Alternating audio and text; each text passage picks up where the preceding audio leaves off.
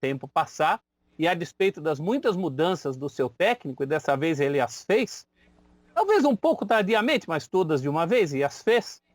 E o São Paulino não via saída, né? O Renato colocou uma verdadeira camisa de força no time do Diniz. Era de se esperar que o São Paulo tivesse alguma dificuldade, aliás, bastante dificuldade, pelas ausências do Luciano, que é um dos homens que entregam gols. O São Paulino não via saída, né? O Renato colocou uma verdadeira camisa de força no time do Diniz. Era de se esperar que o São Paulo tivesse alguma dificuldade, aliás, bastante dificuldade, pelas ausências do Luciano, que é um dos homens que entregam gols ao lado do Brenner, e que tem sustentado, inclusive nos momentos mais difíceis, o trabalho do Diniz, e a ausência também do Reinaldo pela esquerda, que tem sido o homem que propicia gols, né? É o homem das assistências deste São Paulo, no que a gente tem visto, pelo menos nas últimas partidas. Fica aí uma grande interrogação, e acho que a gente vai falar muito sobre isso, a despeito de quais serão as consequências dessa desclassificação para o rumo do São Paulo no Campeonato Brasileiro, onde ele lidera e é o homem das assistências deste São Paulo, no que a gente tem visto, pelo menos nas últimas partidas. Fica aí uma grande interrogação, e acho que a gente vai falar muito sobre isso, a despeito de quais serão as consequências dessa desclassificação para o rumo do São Paulo no Campeonato Brasileiro, onde ele lidera e agora já a essa altura com uma certa folga. Em relação ao Grêmio, mais uma classificação histórica, mais uma classificação de um time que, quando acuado, sabe responder.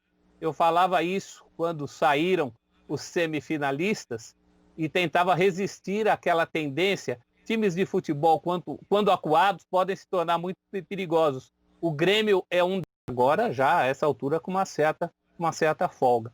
Em relação ao Grêmio, mais uma classificação histórica, mais uma classificação de um time que, quando acuado, sabe responder. Eu falava isso quando saíram os semifinalistas e tentava resistir àquela tendência. Times de futebol, quando acuados, podem se tornar muito perigosos. O Grêmio é um deles. E o Renato teve o mérito de não ter vergonha nenhuma de usar um estilo de jogo alternativo, uma maneira alternativa de chegar ao seu objetivo, numa noite em que era isso que se exigia. Arriscou um pouco demais, chamou muito o São Paulo, principalmente a partir ali dos 30 do segundo tempo, quando ele coloca de zagueiro para volante para tirar os atacantes para meias, talvez. Mas acabou dando certo, principalmente porque o São Paulo, durante toda, um pouco demais, chamou muito o São Paulo, principalmente a partir ali dos 30 do segundo tempo, quando ele coloca de zagueiro para volante para tirar os atacantes para meias, talvez. Mas acabou dando certo, principalmente porque o São Paulo, durante toda a partida, deu mostras de que não seria noite daquela fartura a que o torcedor do Tricolor Paulista vem se acostumando. Fartura de passes, de triangulações, de encontrar espaços. Hoje, infelizmente, para o torcedor do São Paulo, não houve nada disso. O Grêmio chega pela 9ª vez à final, é o time mais vezes classificado às decisões da Copa do Brasil. Antero Greco, boa noite.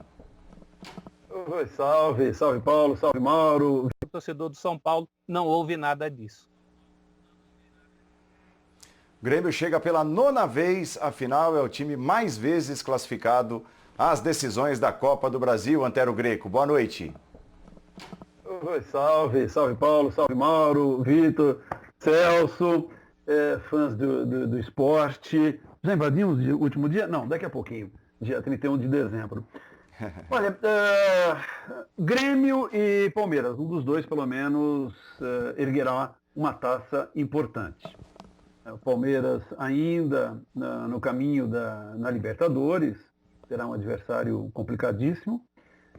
O Grêmio saiu, como o Mauro lembrou, um pouco antes, para o Santos. No Campeonato Brasileiro não vejo nenhum dos dois, pelo menos, erguerá uma taça importante. O Palmeiras ainda no caminho na Libertadores, terá um adversário complicadíssimo. O Grêmio saiu, como o Mauro lembrou, um pouco antes, para o Santos. No Campeonato Brasileiro não vejo nenhum dos dois brigando pelo título. A não ser que ocorram mudanças e combinações surpreendentes, deixará o título de ficar entre São Paulo, Atlético Mineiro ou Flamengo. Então, um dos dois está ali, pronto.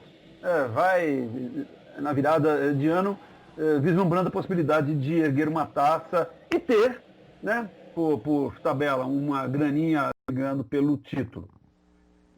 A não ser que ocorram mudanças e combinações surpreendentes, deixará o título de ficar entre São Paulo, Atlético Mineiro ou Flamengo. Então, um dos dois está ali, pronto. Vai, na virada de ano, vislumbrando a possibilidade de erguer uma taça e ter, né, por tabela, uma graninha legal para pagar suas contas e uma vaga na Libertadores. O Grêmio fez a parte que ele competia em casa, com a vitória, né? Entrou em campo, para usar um lugar comum, classificado, e saiu de campo classificado.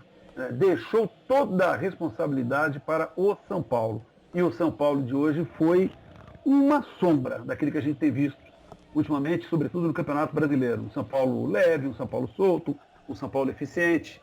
Tá certo, é um lugar comum classificado e saiu de campo classificado.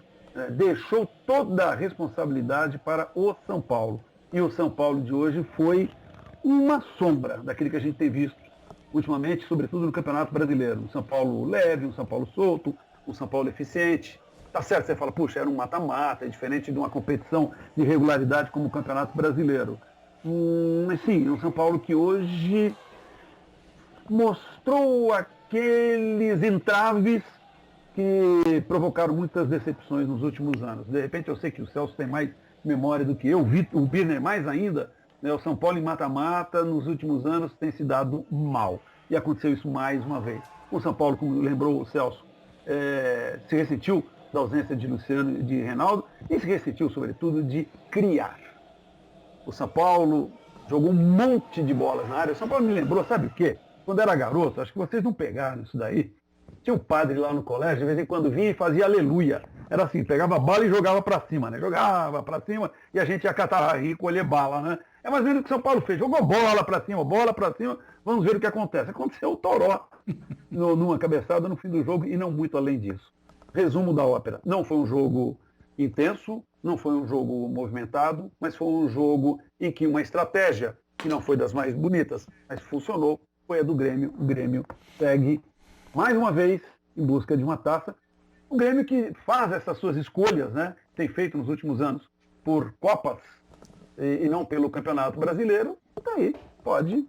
Não foi um jogo movimentado, mas foi um jogo em que uma estratégia, que não foi das mais bonitas, mas funcionou, foi a do Grêmio. O Grêmio segue mais uma vez em busca de uma taça. O Grêmio que faz essas suas escolhas, né? Tem feito nos últimos anos por Copas e não pelo Campeonato Brasileiro, está aí, pode daqui a pouco festejar mais uma conquista. E o detalhe, né, é que os times se enfrentaram nesse ano em 3 oportunidades, 2 vezes agora na Copa do Brasil, teve o jogo do Campeonato Brasileiro.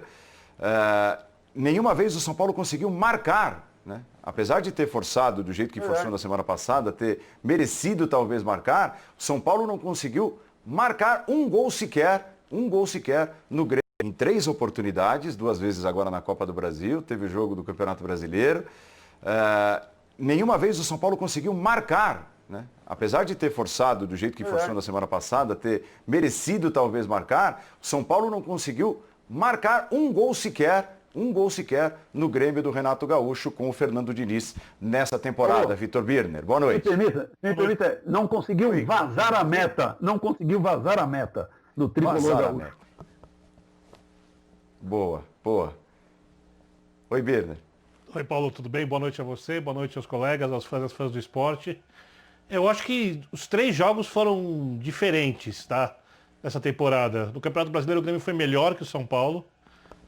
Teve mais chances, inclusive, para mim um pênalti não marcado a seu favor, em um lance que cabia expulsão, também naquela partida de jogador do São Paulo. No jogo do Sul, o São Paulo foi melhor, criou 2 chances claríssimas e aí faltou competência, foram diferentes, tá? Nessa temporada. No Campeonato Brasileiro, o Grêmio foi melhor que o São Paulo. Teve mais chance, inclusive, para mim um pênalti não marcado a seu favor, e um lance que cabia expulsão também naquela partida de jogador do São Paulo.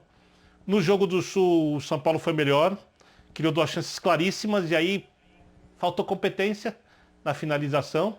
Competência que não faltou ao Diego Souza, numa falha dupla do sistema de jogadores do São Paulo. Não foi o sistema de marcação que falhou, foi uma falha dupla, mas eu não vou ficar citando o nome de jogador aqui, porque como tem uma parte da torcida que adora os jogadores e fica passando pano toda vez que há em jogo decisivo, eu vou deixar a torcida continuar passando pano. Cada um faça o que quiser.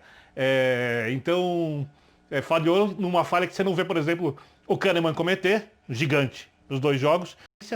Na finalização, competência que não faltou ao Diego Souza, numa falha dupla do sistema de jogadores do São Paulo. Não foi o sistema de marcação que falhou, foi uma falha dupla, mas eu não vou ficar citando o nome de jogador aqui, porque como tem uma parte da torcida que adora os jogadores e fica passando pano toda vez que há em jogo decisivo, eu vou deixar a torcida continuar passando pano. Cada um faça o que quiser.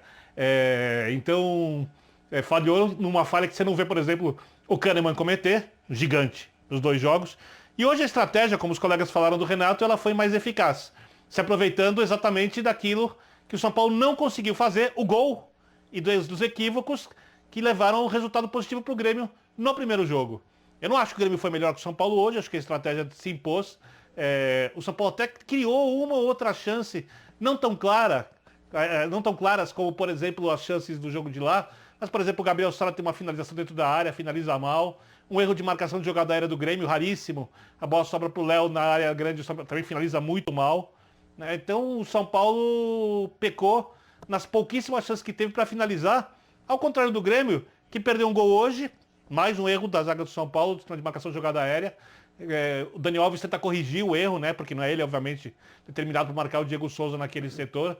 E a bola sobra para o Vitor livre, e só tinha o Vitor ali para marcar. Não tinha mais ninguém, tinha 4 jogadores de São Paulo ali perdidos olhando, e eu não vou citar de novo os nomes porque a torcida adora o jogador, né? Então continue assim.